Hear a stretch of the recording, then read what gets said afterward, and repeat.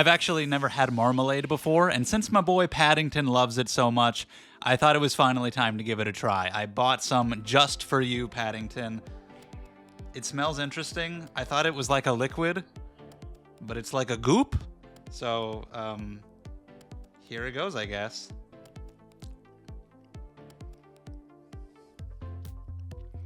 That's kind of weird. Whoa, very orangey. Very orangey. That's all right. Very sweet. Okay, I get it. That's like overwhelming, that tiny little bit, and I'm good.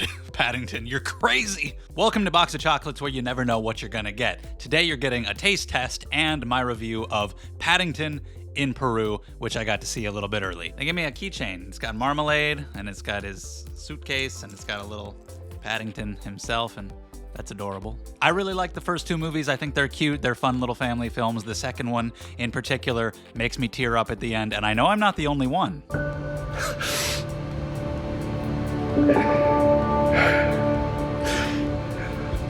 Paddington 2 is incredible.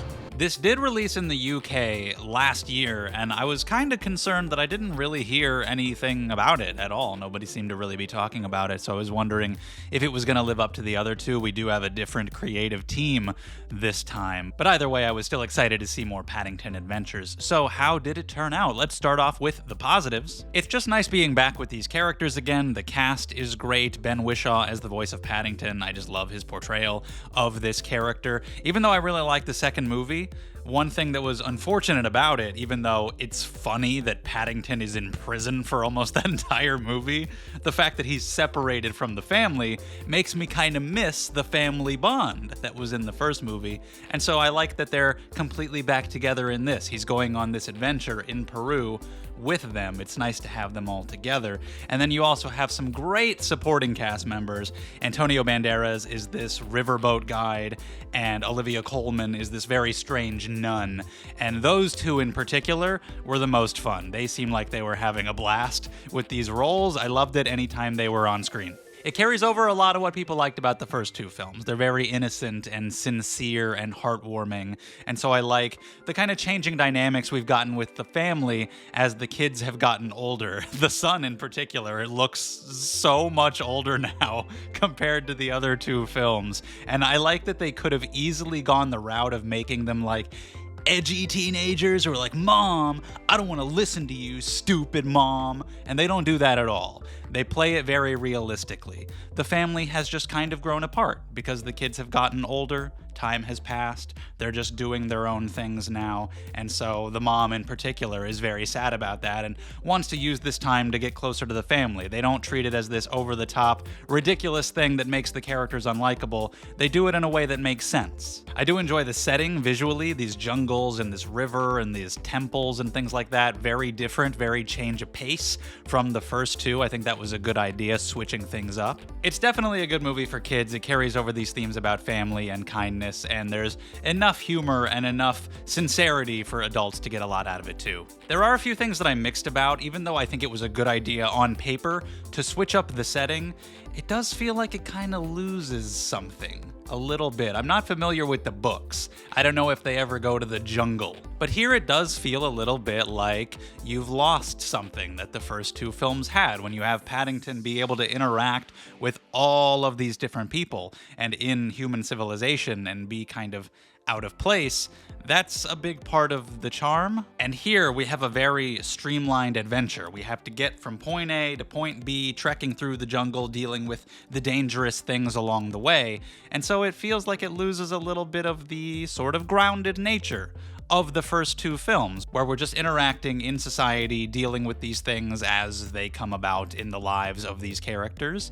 So I do like the change of pace, but it feels a little bit off compared to the first two. We also have a recast here. Sally Hawkins is not playing the mom anymore. Now it's Emily Mortimer, and I like Emily Mortimer, but there's inevitably just kind of a weird feeling behind it. I don't know what happened behind the scenes. I don't know why Sally Hawkins couldn't return, so I'm not going to majorly hold it against the movie or anything, because you got to do what you got to do.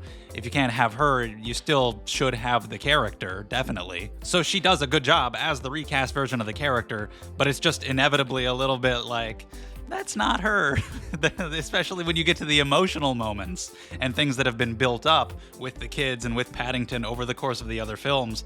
The fact that it's a different person makes it feel a little bit strange. There's even one point where they show a flashback from the first film featuring her, and they don't show her face, and they dub Emily Mortimer's voice over what was originally Sally Hawkins' line.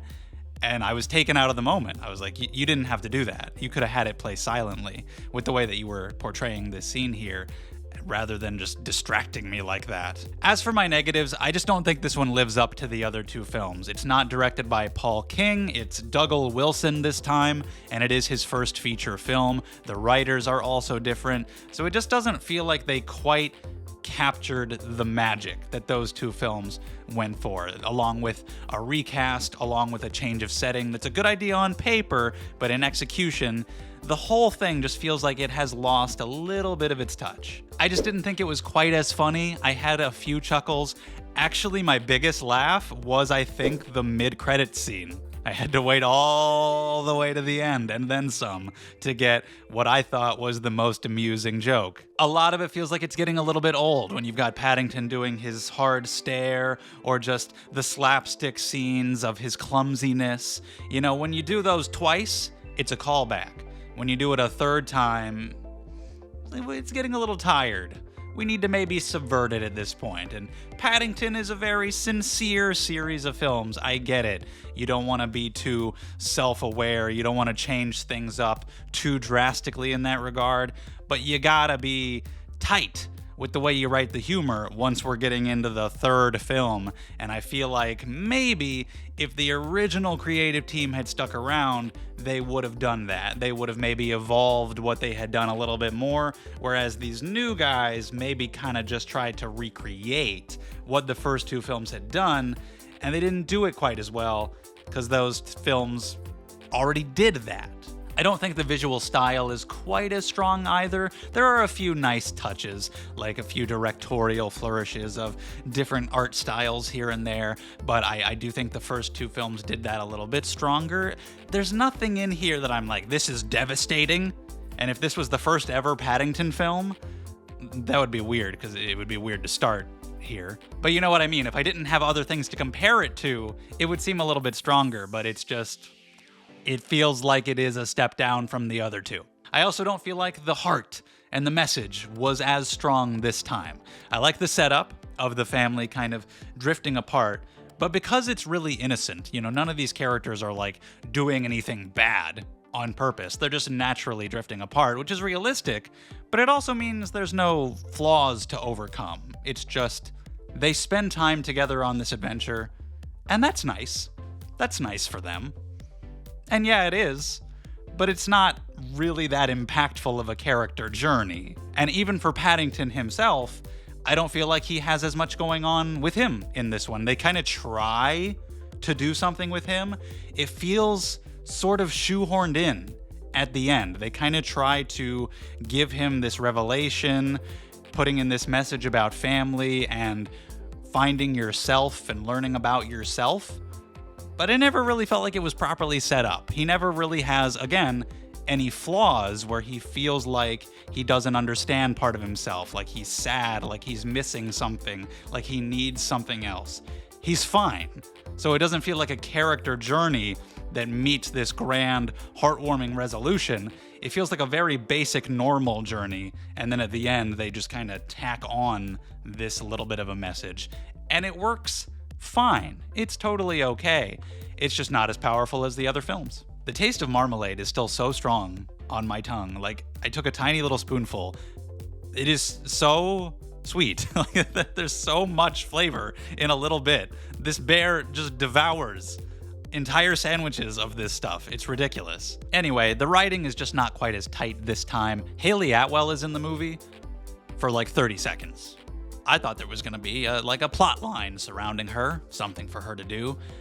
She's just barely in the movie at all. The first two films really excel at setup and payoff, setting up a lot of the jokes and character attributes that they're going to play off comedically later in the film, and this one does it to an extent as well, but maybe again just because it's the third time and because these writers are just trying to recreate the success of the first films rather than evolve it, it feels a little bit played out and it doesn't feel as tight. It doesn't feel as strong. It feels very obvious, like Mr. Brown is afraid of this one particular type of spider, and it's like, well, gee, I wonder if later he'll have to deal with that spider. You know, it's very simplistic. So overall, I had a mixed experience with Paddington in Peru. It was decent. It was cute. It's a good kids movie. If you enjoy the first two, it's definitely worth checking out.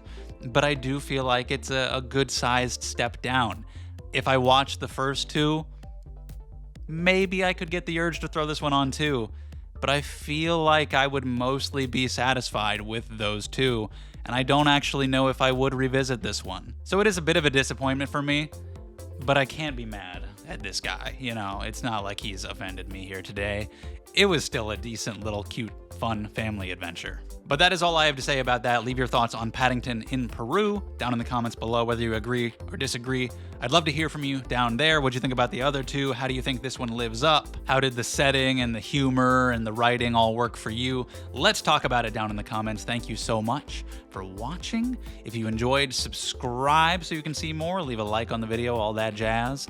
I've got an early screening of The Monkey this week. I'm excited for that. And then Captain America is coming out. The Gorge is coming out on Apple. So hopefully some good stuff. There's no way I'm going to be able to eat this whole jar of this. It's just so strong. When does it expire? Do I have time?